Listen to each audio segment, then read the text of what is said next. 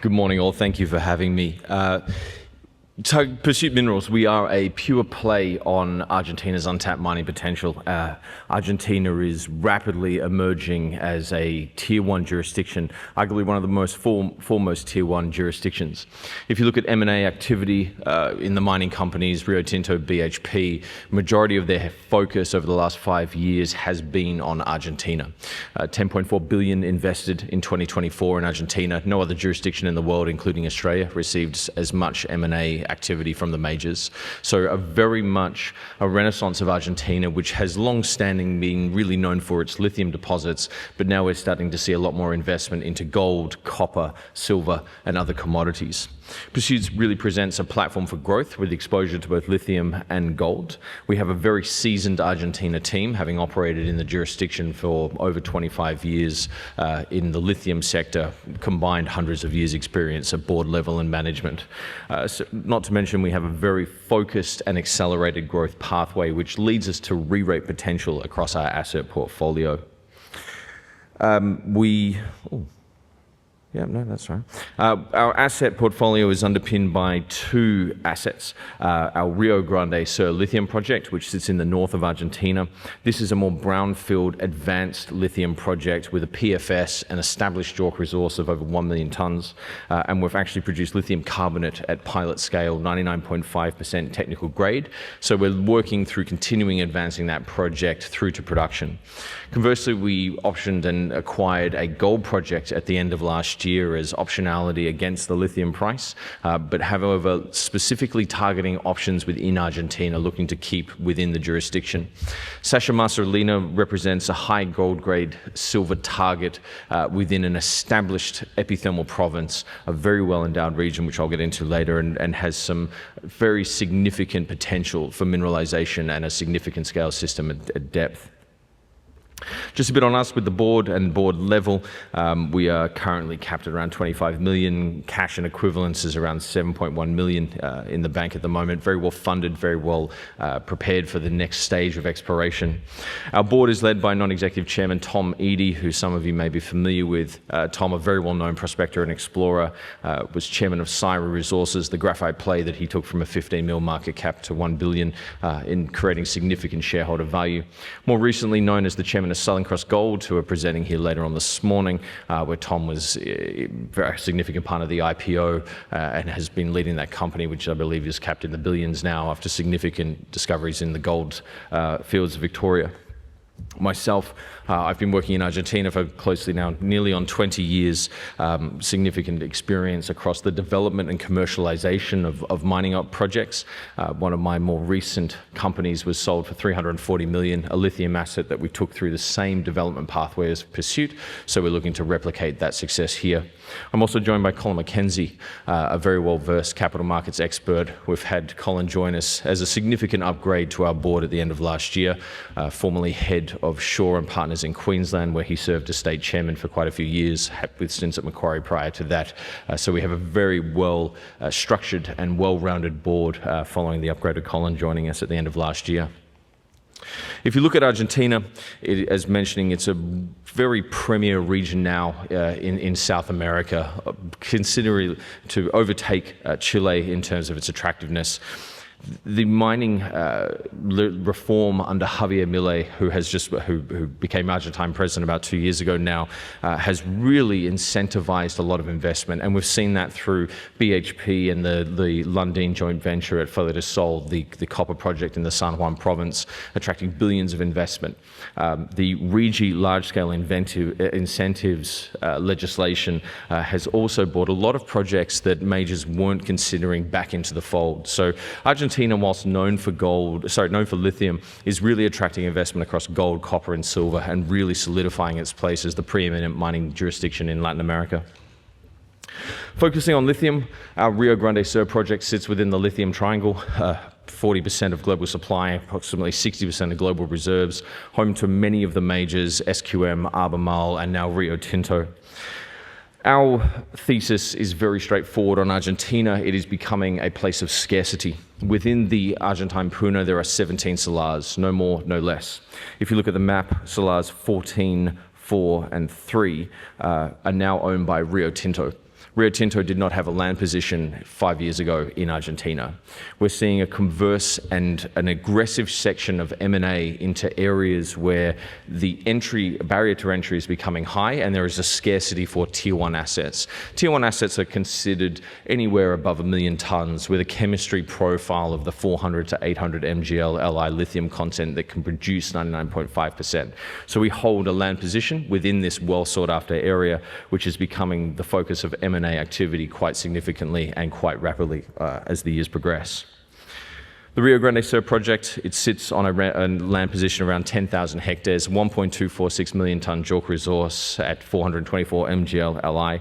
Importantly, we have a low capex, low opex project which can create sustainable production. We completed our PFS that was announced at the start of this year, capex of around 136.5 million, which was deliberately targeted as a feasible way to come into production. As a junior, we're not looking to come out with billion-dollar capex bills. We were targeting a strategy that was something that a junior could achieve and something that could bring in de-risk production, scalable later on, but actually bring that into the market at a time when the market's turning from a surplus into a deficit in terms of lithium demand. The project in itself, again, the PFS and economic model results very succinct and position the project in the lowest quartile of the global cost curve, 6,520 per tonne. So looking at the recent price of lithium, yesterday it hit 27,000 per tonne, very healthy margins. However, when the price drops to the 9,000 tonne, which was the last low across 23, 24, 25, we still make healthy margins on our product. The plant in itself, very succinct, very well-defined layout with a production of 3 pumping wells across a smaller pond, all within our tenement system. So a very succinct, feasible pathway through to production. That's underpinned by our existing resource, and we're intending to increase this resource with workflow coming up over the coming months, 1.246 million across 2 drill holes, and we have an aggressive drilling campaign targeted on our northern tenements, which is shown in the red on the screen. The resource, however, is underpinned by scale and continuity. So whilst we have a lower grade on the resource, a lot of our holes were actually drilled at 600 and 500 mgl Li across many intercepts. So for us, that continuity and scale assists in the processing as we look to bring that into production. Importantly, we have produced lithium, which is an important milestone in de-risking the project. We've actually got a pilot plant in Salta, 250-tonne nameplate capacity, and that's produced 99.5% technical grade, which has gone to our offtake partner, so potential partners. Quite a few parties have had samples received across the US, Europe, and Asia, and we've found that this is a product that can be sold into the market and has tangible market demand. For us now, however, it's about moving forward. The lithium project, where we're looking at the next major program of works, is drilling our Mito tenement, targeting a significant resource upgrade. On the right-hand side, we have a 1.1 kilometre target of brine horizon, where we're actually drilling now. We've just mobilised our camp and drill rigs, with the rigs actually set to start spinning over the coming weeks, of which we're targeting a significant resource upgrade through drilling that target. Conversely, we also have our Sascha Marcelina Gold Project within the lithium. So the lithium is a more brownfield, whereas we pulled this asset at the end of last year, really focusing on an asset that we could bring into the low entry point, but create significant value. So working with my chairman, Tom Eady, we settled on the Sascha Marcelina Gold Project in the Santa Cruz Province. The Sascha Marcelina project sits within the Deseado Massif, which is a significant region, 30 million ounces of gold across multiple deposits, about 8 operating mines within the region, home to many of the majors, Newmont with the Serra Negra project, Anglo Gold Ashanti with the Serra Vanguardia project. Famous names, Rob McEwen, the Goldcorp founder, has McEwen Mining at San Jose in the north. So a very prospective and prominent region. When we were looking at Sascha Marcelina, again, the thesis was very simple. The project held the same sinter terraces, the same northwest trending structures as Cerro Negro, and importantly, one of the silica caps, one of only 3 silica cap systems within the Santa Cruz Province. So for us, this was a very compelling opportunity that represented something that could follow the footsteps of Cerro Negro, being almost geologically identical and at a very similar stage in terms of its historical exploration. The system is a 100 square district, so 5 key targets, of which we're progressing works focusing on the main 2, being Sascha Main and the Marcelina silica cap.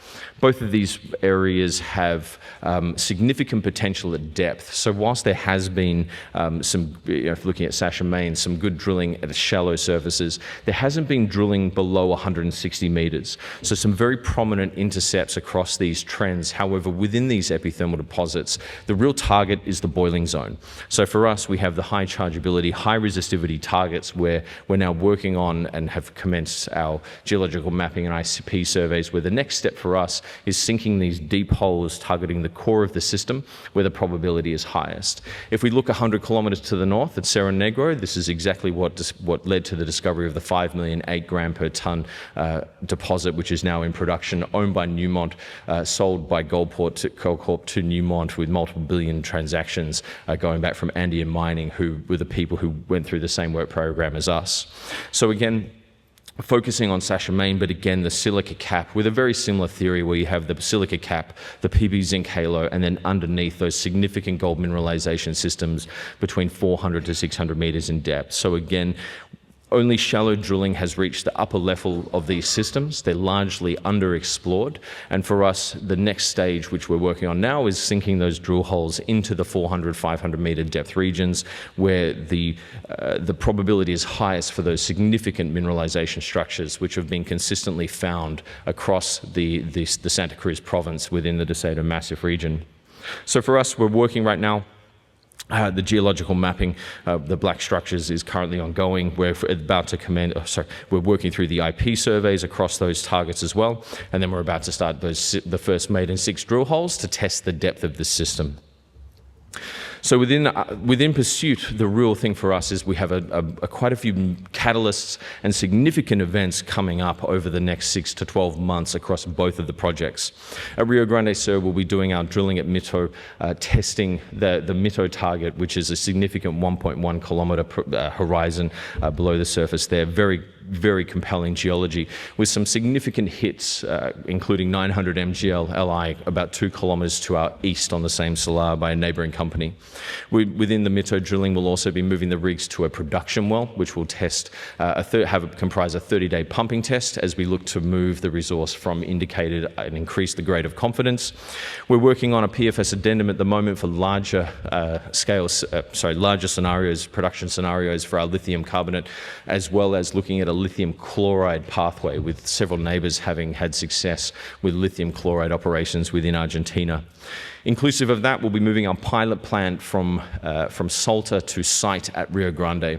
In moving that plant, it significantly de-risks the project in terms of going from validation of the flow sheet, which we've done at pilot scale, to operating at site under real-world operating conditions, which for us is then about scaling the project and not having to prove the concept. Conversely, at Sascha Marcelina, we're targeting gold. As everyone likes to say, drill, baby, drill. We'll be drilling to those 400 to 600 meter depths, targeting the high-grade mineralization at depth in the Marcelina silica cap and the Sascha main vein system, where hopefully we'll set up some more significant drilling programs as we continue to test that mineralization at depth. So for us, we're doing this now. We've been hitting our milestones and have a very succinct pathway to value creation and growth, where there's some significant re-rate opportunities on the horizon, where those feasibility works and that first drilling from Mito will be coming out over the coming weeks and months. We'll then be looking with announcements, conversely as well, with Sascha Marcelina for the first drilling, with drilling and PFS addendum works planned throughout the course of the year.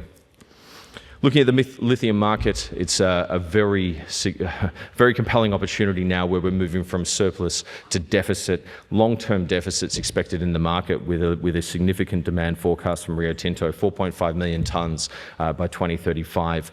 Significant deficits occurring in the market, which is why we've seen the price move back to the 27,000 per ton mark at the close yesterday.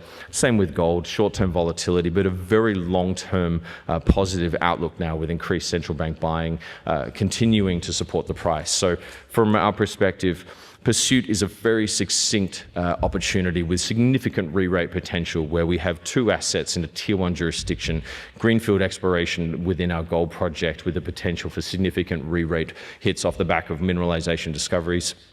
But conversely, our lithium project, as we continue to progress that through to production, with significant events upcoming over the course of the year. Thanks for your time.